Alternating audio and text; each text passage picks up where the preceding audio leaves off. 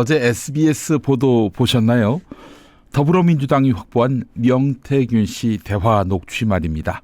지난 2018년 지방선거 때 한 지방자치단체장 후보자가 공천을 받기 위해 현재 여권, 즉 국민의힘의 한 핵심 인사에게 거액을 건넸다는 내용입니다. 명태균 씨는 공천 받으려던 사람이 자신에게 현금 20억 원을 들고 와서 도움을 요청했다고 지인들에게 설명했는데요. 들어보시죠. 현금 딱 갖다 놓고 20억 갖다 놓고 살려주세요 하는 거야. 그래 연결해 줬어요. 그러면 저거 싫어잖아.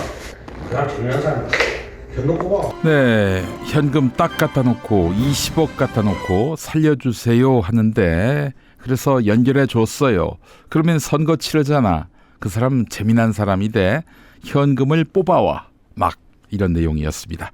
앞서 명태균 씨가 언급했던 발언이 또 있었습니다. 20개, 30개.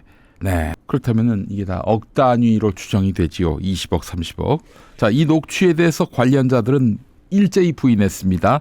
로비했다는 그 후보자 2018년에 여권 핵심 인사에게 20억 원을 전달한 사실이 없고 2022년에도 그런 사실이 없다라면서 명태균 씨를 본 적도 없다 이렇게 밝혔습니다. 여권 핵심 관계자 그 받은 사람으로 추정되는 그 여권 핵심 인사는 2000% 거짓말이라면서 누군가 근거 없이 지어낸 음해라고 주장했습니다. 이 사람 돈을 건넸다는 사람 2018년 지방선거에서 공천됐지만 낙선했고 2022년 선거에서는 공천받지 못했습니다. 자, 이 당사자들 돈을 준 사람 받은 사람 심지어 그 말을 한 명태균 씨도 모두 부인하고 있는 형국입니다. 그런데 말이죠.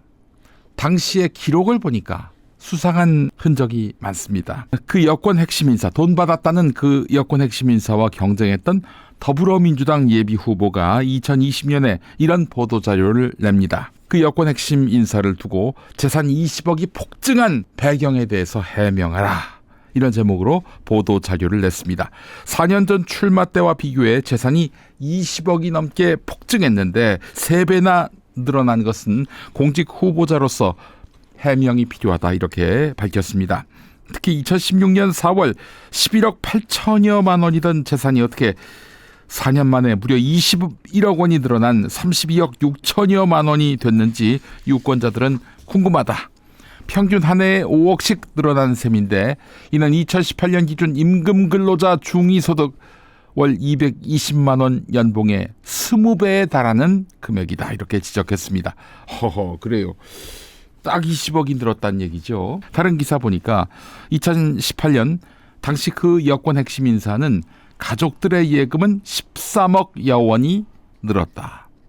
그 여권 핵심 인사, 돈 받았다는 그 여권 핵심 인사는 재산 증가 사유로 급여 저축과 증여 때문이라고 했는데 하지만 단순히 급여로만 그 정도 액수가 늘어났다? 보기 어렵겠죠. 그렇다면 증여가 핵심인데 2016년까지 어머니 재산 내역도 함께 공개했던 여권 핵심 인사였습니다. 근데 어머니의 재산 규모는 그리 크지 않았습니다.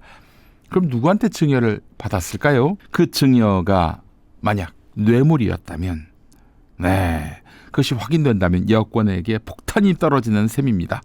그 사람 지금 여권에서 매우 높은 위치에 있습니다. 자, 지금 여권에서 매우 높은 위치에 속해 있고요. 친윤입니다. 친윤. 네. 오늘 민주당이 그 이름 깐다고 하는데요. 너무 기대가 됩니다. 어떤 사람인지, 어떤 몰골일지 이따 지켜보도록 하지요. 엉터리 가짜 뉴스입니다.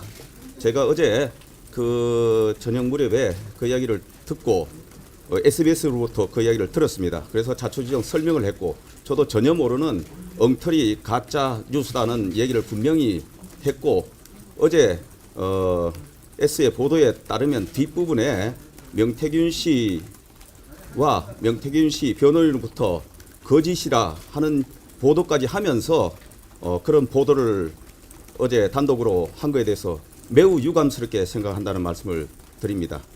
저는 명태균 씨를 이번 최근에 문제가 되면서 뉴스를 접해서 처음 이름을 알게 된 사람입니다. 고맙게도 문재인 정부가 집값을 폭등시켜서 공시지가가 상향 조정된 부분, 그리고 우리 이 어른으로부터 증여받은 부분을 제가 국세청에 세금 납부하고 한 것까지 정빙을 다 해서 청문회까지 설명이 다 된 부분입니다.